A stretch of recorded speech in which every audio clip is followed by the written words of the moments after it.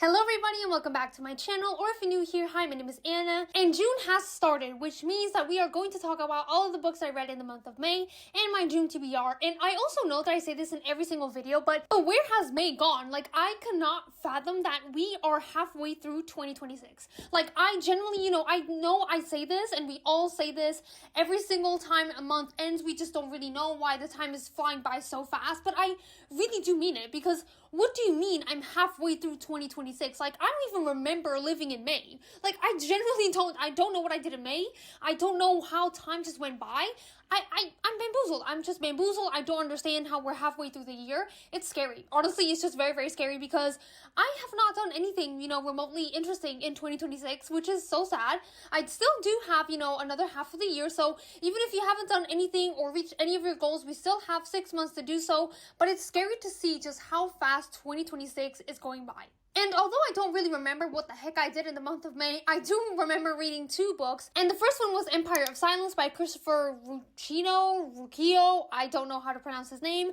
And I gave this one 4 stars. I did film a reading vlog, which was the previous video on my channel. So if you are interested to know more of my thoughts, please go and watch that video. And I do want to start this review by saying that I did enjoy Empire of Silence. I do think it is a very solid book to start a series, the Sun Eater series. I think it is 7 books, so it is a solid start. But why did I give it 4 stars? The reason why is because I felt like 60% of this first book was a big prologue. It was nothing more, and I am a person that I crave a plot, okay? I want to have a narrative. I want to follow some sort of plot line, some sort of story, and we didn't really have that for the first 60% of the book. It was just us getting to know Hadrian as a character, as a person, which is fine, and I understand that because it is 7 books, so I do think I'm going to appreciate this work as I go on with the series. But I really felt the need to have a story, because there were times where I was just bored, I was just bored, and it kind of reminded me of The Name of the Wind by Patrick Rothfuss, because that's how I felt, in those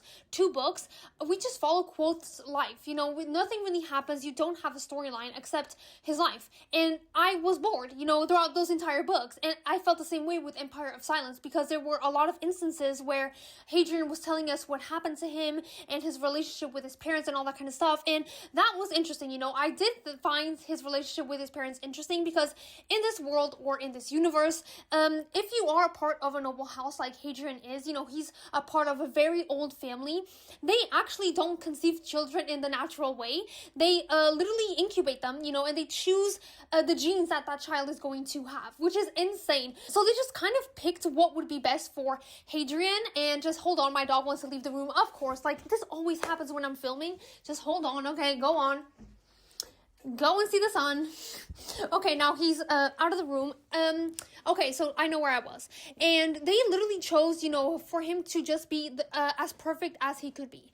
And because of this, you kind of can tell that these noble people don't really have a close relationship with their children at all, which is the case with Hadrian. He never felt the loving of his mother, of his father. He never got hugs or words of affirmation, just really nothing, nothing that showcased that they loved him as a son, And that was something that Hadrian quite struggled with, because there was just no relationship to be had, and his father always expected him to be like him, cold, detached, not having many feelings, just being very, I don't want to say cruel, but kind of being demanding of people. He demanded so much of Hadrian, and Hadrian actually has a younger brother, Crispin, and Crispin, he doesn't mind all of that. I do think he might have his own trauma, of not feeling the love of his parents, but he does feel more the love of his father, because Crispin is very similar to his father, and that's why, they just have a better relationship. And Crispin is just essentially the opposite of Hadrian.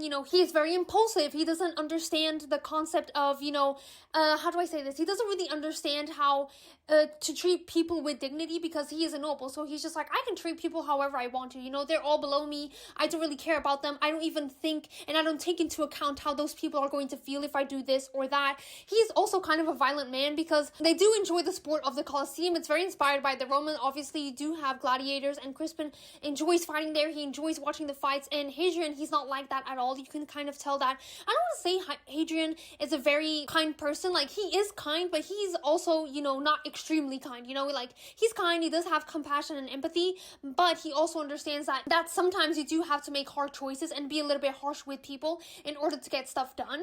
So I really did enjoy Hadrian as a character, don't get me wrong. I enjoyed following him and getting to know this side of him and getting to see him grow.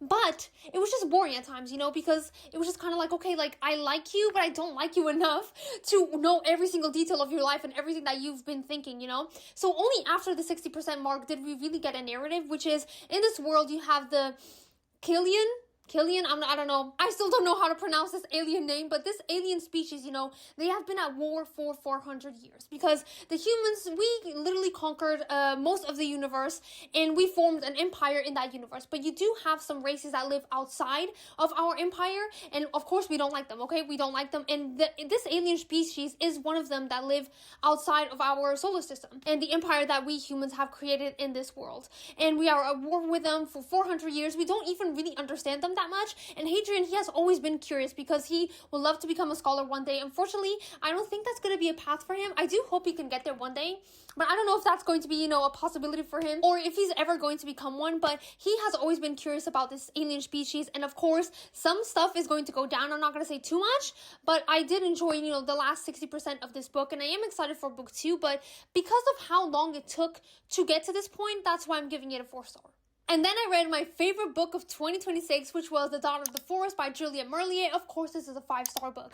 And honestly, I was not expecting it at all because I told you, I do like a plot. And this one, it does have a plot, but it's so much more character-driven. But I don't know, man, like, this book truly blew me away. I think it was the setting, you know, it's very Celtic inspired, and I just enjoyed everything. I enjoyed the setting, the traditions, how Julia Merlier managed to just describe nature, and you can really tell that she loves nature. Like, that is just something that you can tell that she absolutely loves nature. She, you know, she just has this deep appreciation for it because the way that she described the trees, the grass, the plants, the way that she described how these 7 children lived in the woods and they grew up in the woods, and how they just love everything that is living. 10 out of 10. 10 out of 10. I just absolutely love that. And I did enjoy the characters as well. I think Sorka as a main character, she is so powerful. She is such a strong woman. And don't get me wrong, I do love a good badass woman that knows how to fight, that knows how to defend herself. I really, really do. But I've always appreciated when you can find women that don't know how to fight. They don't know how to defend themselves. You know, they don't even have any interest in that. But they are still so strong and powerful on their own. And that is exactly what Sorka is, you know, because she has been dealt with a very difficult task. Because in this book, you know, we follow this family, the 7 Waters family, and they are 7 siblings. Sorka, she's the only girl, and she is the youngest. And one day, her father decides to remarry, and this woman is a witch, okay? And what I mean by witch, it's a horrible, horrible witch, and she just really wants to break this family down. She wants to break this family apart because these 7 siblings, they have a relationship like no other, and you can really tell that from the first 30% of the book. They're just so, you know, like this. They're tight. They love each other so much. They would do anything for each other, and because she cannot, you know, break this family apart, what she does is she curses, and she tries to curse the 7 siblings, but Sorka manages to run away. So she curses her 6 brothers. She turns them into swans, and they can only transform back into human form for 2 times a year. I think it's during the summer solstice and the winter solstice. And the only way for her to break the curse is by weaving, you know, 6 shirts. And this part is not Celtic, you know. It was supposed to be inspired by the Lear brothers story. I think that's how you say their name, the Lear brothers. I don't know. I think it was supposed to be inspired, but she was also inspired by the tale of the Grimm brothers. And this is where, you know, you can see that inspiration because the weaving of the shirts does come from the Grimm brothers. So she does have to weave these 6 shirts, but she has to do it with a very specific plant that I do not know how to say in English because I read the book in Portuguese. But if I can find the plant, I'm going to put the name here. And this plant, it is horrible to work with because it has very like fine spikes that they just keep hurting your hands. But she still has to weave these shirts. It has to be her to do it. And she actually has to do the whole process. You know, she has to go find the plant, pick up the plant, take care of the plant, weave the shirts. Like, she has to do everything by herself, and that is insane. That is insane to me because she starts this task when she is just 13 years old, and she keeps hurting her hands, and it's so painful, but she would do anything and anything to bring her brothers back. And of course, she does manage to do that, but everything that happens to her along the way, crazy. It's just absolutely crazy. And I think the only flaw that I can actually pinpoint to this book is one part and something horrific that happens to Sorka. But I just felt like it was purposeless. You know, it didn't really have a purpose other than to kind of shock the reader. And I didn't really enjoy that because it really did feel like, okay, why did this happen? You know, like, why did this happen? You're not really showcasing anything here. But despite that, I can just really, I don't know, like, this book just spoke to me. And I don't know, like, this story just truly spoke to me. It was just kind of weird because I wasn't expecting to love this book as much as I did. But I just loved every single character, especially our main character, Sorka. I loved how also Julie Merlier truly dealt with some of the themes, you know, of war, mental illness, love, and how love heals everything, how love can be just so powerful to heal the greatest wounds of the soul. I just loved everything.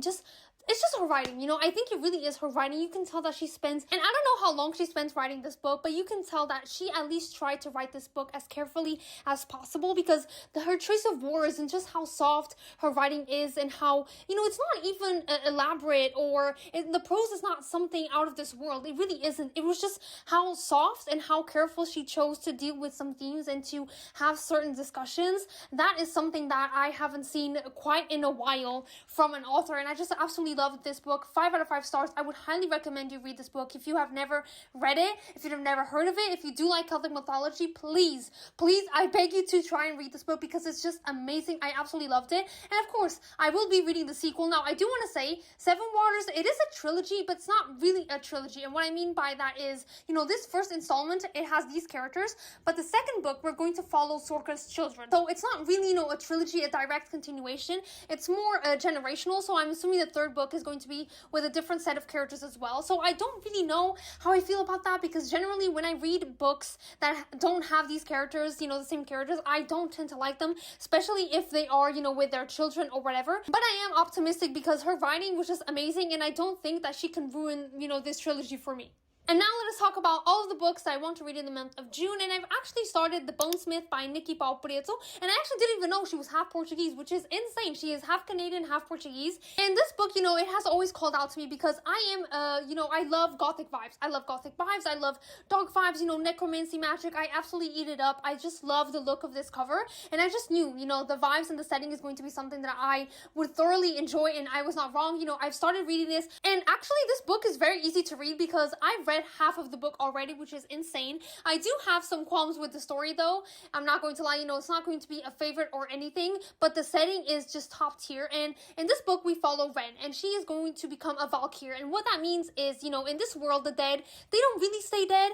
You know, you do have to go there and kind of sever the spirit with the body in order for the person to rest in peace. And that is what Ren's job is. You know, she is a Valkyr, and her job is to protect the Reaper. The Reaper is the one that's going to sever the connection, so the spirit, you know, can rest in peace. And her job, you know, Ren's job is to make sure that the ghost does not attack anyone, because of course they become disoriented and violent towards living people. And if you are touched by one of these ghosts, you get death rod and you just essentially die. So that's what Ren's job is. It's just to protect the Reaper while she is trying to find I saw the nuclear bone. It's the anchor bone. There we go, the anchor bone, because that's where usually the spirit is attached to. So she severs the link and they can rest in peace. You know, this is Ren's job. And she is actually, you know, in the beginning of the book, she's going to pass an exam in order to become a fully fledged Valkyr, you know, a bonesmith. But unfortunately, not everything goes well, and her exam goes extremely bad because of her. You know, it is her own fault and her own doing. And she gets sent to a place, you know, it's just a wall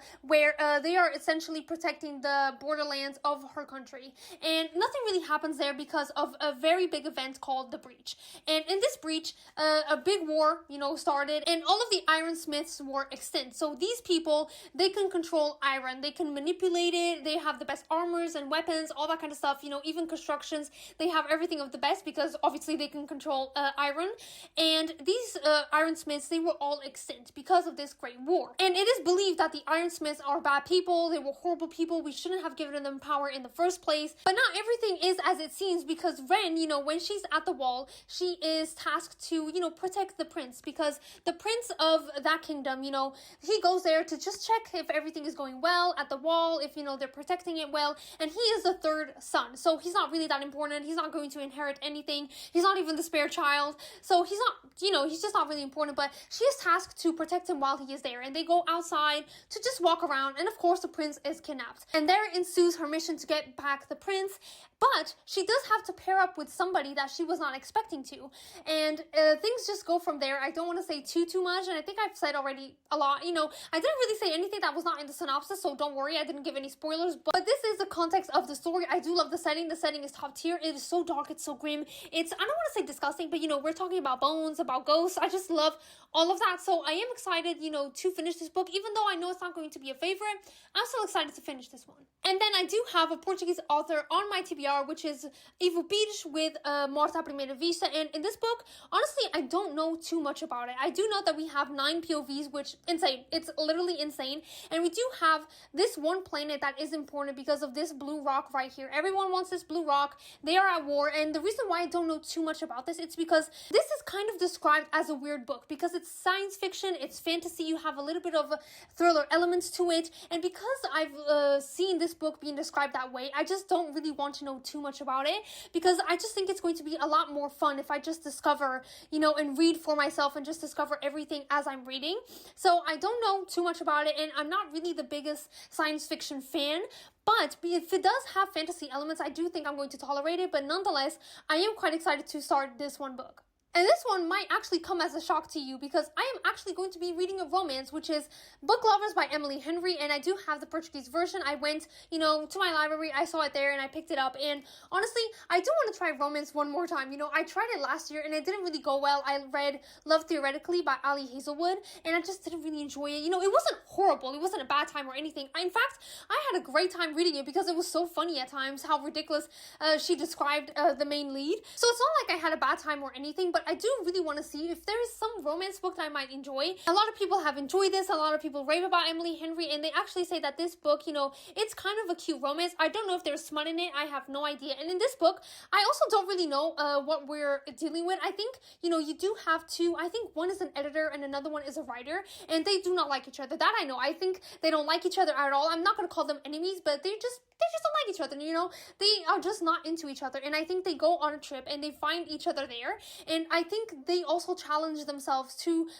write each other's books. And I think the story ensues from there. Of course, they're going to be in this work trip and I'm expecting a lot of rivalry, okay? I'm expecting a lot of jabs, a lot of insults in the beginning because if they do not like each other, I do really want to see that. And I am curious to see how they're going to fall in love because honestly, that is one thing that I never really understood about the enemies to lovers trope. And I know this is not, enemies to lovers, but it's just kind of like, how is it that you can be enemies with someone and then love them? Enemies, that is a strong word, so I'm going to assume that these people just don't really like each other. And then they might fall in love by discovering that the other person is not as bad as they thought they were, or they have so much more to them. So I am expecting that, but I'm also expecting to kind of enjoy this one a little bit more than I enjoyed Love Theoretically. And another book that I really, really want to finish is Assassin's Apprentice by Robin Hogg. I started this one in January, never continued. I literally never continued this book, and I don't even know why. I was doing a buddy read with my boyfriend, but my boyfriend, he just really wasn't keeping up, and he then told me, I'm not enjoying the book, I don't want to read it more. And I was like, okay, fine, completely fine, that, whatever. But I never picked it back up. Literally, I don't know why. I just started reading other books, and I just never really got back to it, but I really want to go back to it because I was enjoying it so much. And even though you don't really have a plot, you don't have a lot of things happening, I just loved how Robin Hogg was describing Fitz, how her writing was insanely good. So I do need to continue with the story, so please keep me accountable because I was already 40% of the way through, and what do you mean I stopped? I literally need to finish this in June. And lastly, I don't want to finish this one in June. I just want to start it, which is The Divine Comedy by Dante Alighieri. And honestly, I am intimidated by this one book. You know, we all know what it's about. I am intrigued, but I'm also intimidated because this is written in prose. So I don't know if it's going to be a little bit extra difficult, if the writing is going to be difficult. I really hope not, because I am excited for this one as well. And, you know, this is going to be my second classic of the year. And I've always wanted to read it. I always wanted to know what it's about. And I actually do really enjoy, you know, this edition. It is very long, you know, it's very long, but I am excited about this nonetheless. You know, like I said, I don't want to finish this in June. I just want to start it and then continue reading it in July. Because if I do not start this book in June, I know I'm never going to start it. I'm always going to be afraid of it, and I don't want to be afraid of it. You know, I don't want to be afraid of a book. I am a reader. I will not be afraid of a book. So this one will be started this month. And that is it for this video, guys. These were all the books that I read in the month of May and all the books that I do want to read in June. Please let me know down in the comments below, you know, how many books did you read in May? Which one was your favorite? Have you read any of the books I talked about in this video? What is your June TBR? Which book are you most excited to read? I just want to know everything down in the comments below. And please don't forget to subscribe and like this video, because it does help my channel out a lot, and it gives me a lot of motivation and validation to continue filming these videos for you guys. And I will see you on my next video. Bye!